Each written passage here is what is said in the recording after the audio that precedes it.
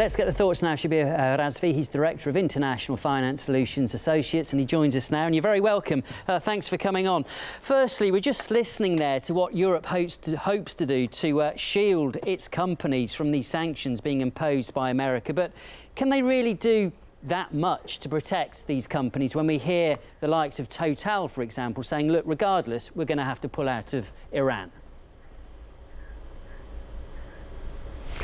Well, of course, Total is a sort of an illustration of a company which has interest both in the USA and the European Union, being a French company. But there are many companies that have no US links. I know that Washington has threatened and given an ultimatum of 180 days for companies to wind down in Iran. But as the French finance minister was quite rightly pointing out, that over the last many years, and particularly over the last 3 years since the nuclear deal, French companies have done tremendously well.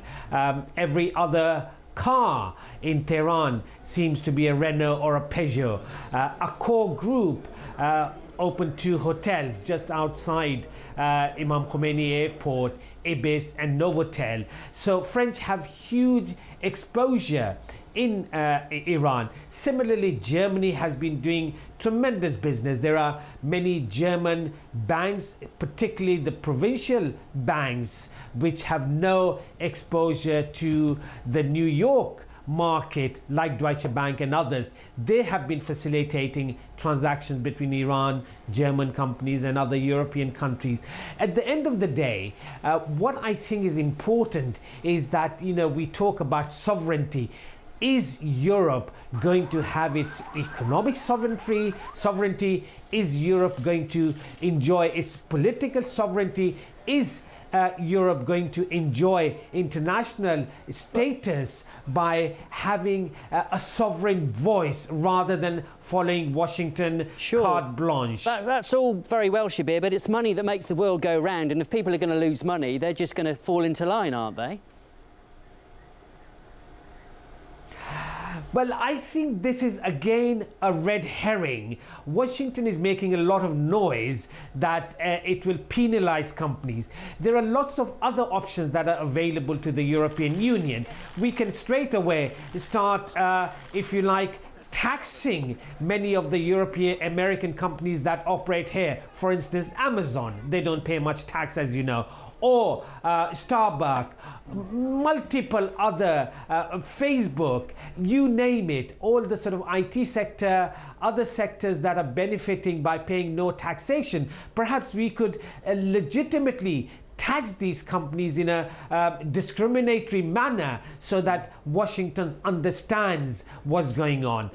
So I don't think it's a losing battle for the European Union as such. I think it's the fear and the paranoia that is being created by the advisors to Mr. Trump, who are really in for a war with Iran, like Mr. Bolton and Mr. Pompeo.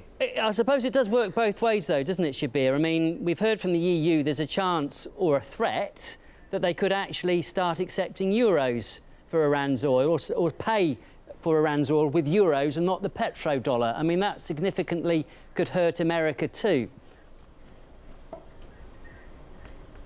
Absolutely. There are many options open. Over the last 10 years, globally, dollar was exchanged for over 90% of the transactions. But in the last year or two, it has come down to 60%. As all you well know, that IMF have now recognized yuan, the Chinese currency, as one of the international currencies for exchange. So slowly, I think people are weaning themselves off the greenback as the currency of desire. And if the European Union with the euro takes that move forward, then I think we could see a lot of interesting changes occurring as far as the prospects of dollar not really sort of being that important in the global trade. OK, Shabir, look, we're going to have to leave it there. We've run out of time, but really nice to talk to you. That was Shabir Razvi, Director of International Finance Solutions Associates in the UK. Thank you.